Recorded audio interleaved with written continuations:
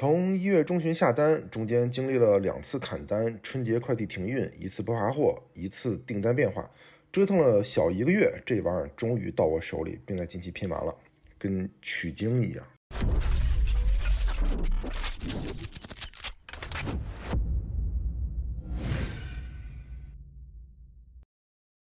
交时间知己，有网络同好，记摩安生活。大家好，欢迎收看本期教记。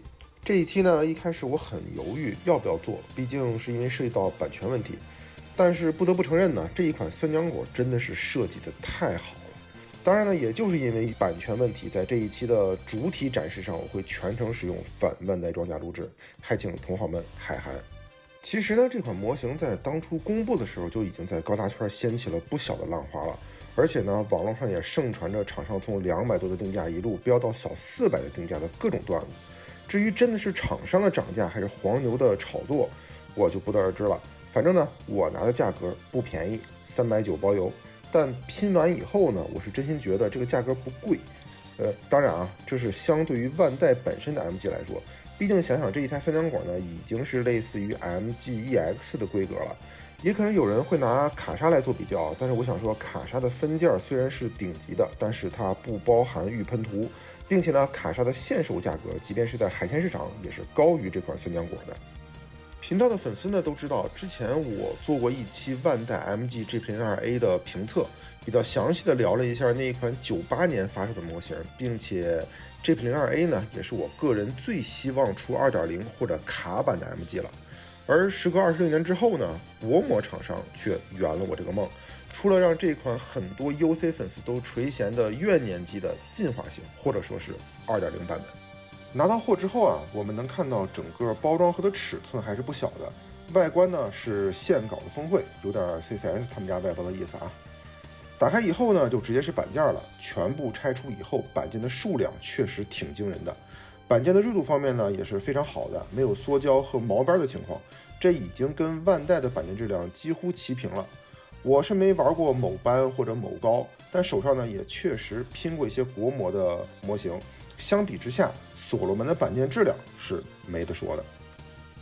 板件除了金色和银色是给出了预喷涂板喷以外，其他呢都是成型色。内购的成型色呢有2种，一种是这种灰色，还有一种呢就是加入了金属粉的这种成型色，用来模拟金属质感。说真的啊，比万代的那种带有金属粉颗粒的成型色要细腻太多了，已经有点喷涂过骨架色的效果了。而其中最让我惊喜的呢，其实是外甲的质感，大部分的外甲板件都给出了这种哑光的效果，这是以前玩过所有的模型中没见过的，即便有，颗粒也是相对较大的，没有这么细腻。我开始呢也以为是预喷涂了消光，但是用手 K 了一下，发现不是漆，因为没有刮下任何东西。这样的板件效果规格呢，基本上就是奔着速度及成品的要求在做了。设计师肯定是高达模型的铁杆粉丝了，用心了。模型分级的话呢，我们就不去说什么 G 什么 G 了啊，大家只要知道是1:100的比例就好。我们直接来看速度成品。首先说明一下，我还是之后想去做涂装的，因此呢，我没有上水贴和渗线。但是就纯素组的效果来说，我个人认为已经非常棒了。不信，我们来对比一下那一款98年的文物，一眼就能看出来了。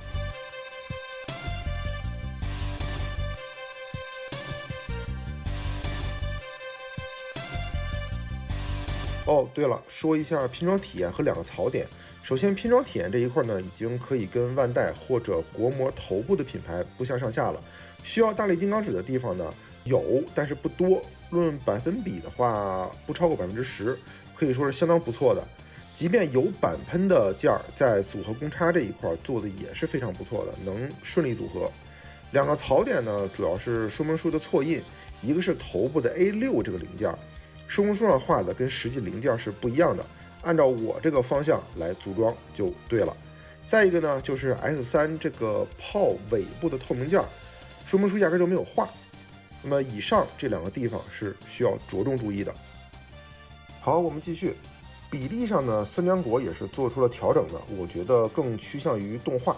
动画里边的 G02A 呢，在作画的时候明显要比 MG 的模型要更壮一些。MG 的 G02A 呢，本体除去肩甲之后会显得比较单薄，而酸浆果则会好很多，比例也舒服很多。装上金夹以后呢，也明显会比 GP02 看起来更加紧凑一些，也就是一体性更强了。标志性的盾牌呢改动不大，但相对于 MG 来说，上下两端变宽了，就是整体更趋向于一个长方形，也使得从观感上更加敦实了。可动这一块呢，能说的点还是有一些的，因为酸浆果的可动设计还是不错的。头部的可动呢尚可，抬头和低头的幅度基本属于可用范畴。身体的可动呢，可以着重说一下腰部这里。腰部后面呢有一个卡扣，打开以后，腰部就可以实现前后的弯腰了。而扣上这个卡扣，就可以将腰部固定死，可以很好的承载肩部推进器、背包和分段炮管的重量，不会出现软腰的现象。看来设计师是没少玩 MG， 并且还借鉴了一些 RG 和 PG 的设计。POSE 党的痛点呢，都给我们消除了。上半身的旋转呢，由于裙甲和背包的干涉，可动幅度可以说非常小。要想大幅度转腰的话，就只能向上提拉固定桩了。手臂的各个关节点的转动呢，都没有什么太多可强调的，中规中矩。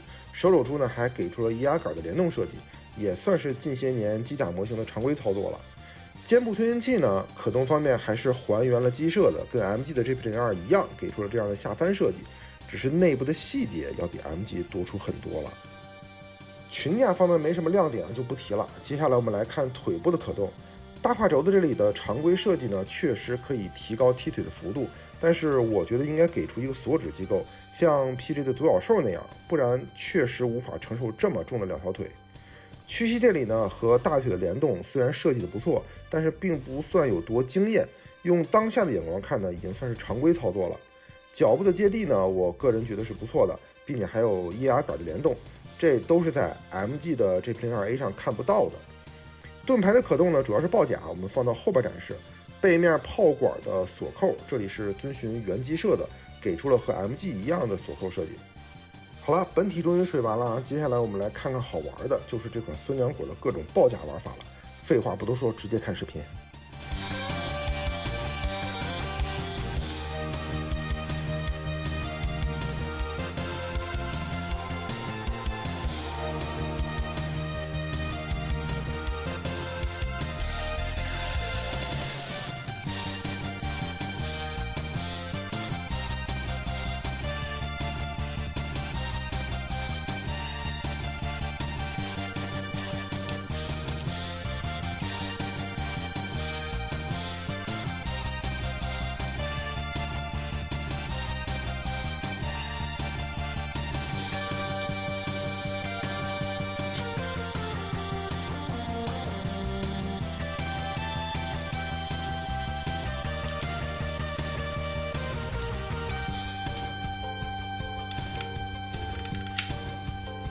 爆甲呢，我做了一半，这样就可以和另一半有一个对比。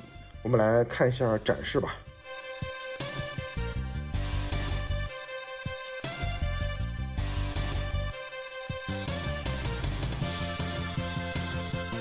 其实我个人更希望所罗门或者第三方厂商之后能够专门给这一台酸浆果出一个整备台或者格纳库来安放这个盾牌和大炮，主要是因为这么大的盾牌不好举，还占地方。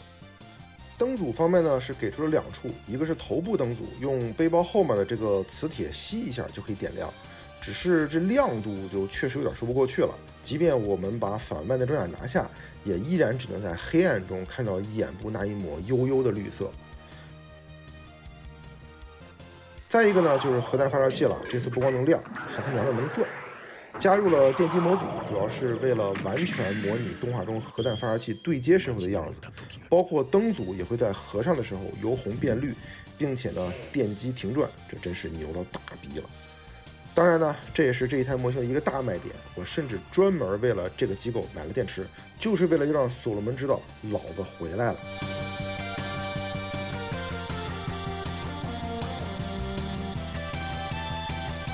好了，整体的这台模型到这里呢，我们就聊得差不多了。我个人认为非常值得入手，无论从拼装手感、组合度、外形设计再到玩法，都属于一部上乘的模型作品了。也在一定程度上呢，补完了很多人期望万代做可一直没有做的事情。但作为一部没有授权的产品来说，确实现在的价格呢不算便宜，而且还不知道什么时候就会被万代和谐掉。在这里呢，我们只能一声叹息了。好，那既然都看到这里了呢，我们也就把这一台孙刚果头部的真实面目以特写的形式呈现给大家吧。那么同好们，如果觉得我的内容做的还凑合呢，麻烦点赞、收藏、关注，一键三连，给我一个大大的鼓励和继续制作下去的动力。那么感谢收看本期的教技机体评测，我是评测员 D，我们下期再见。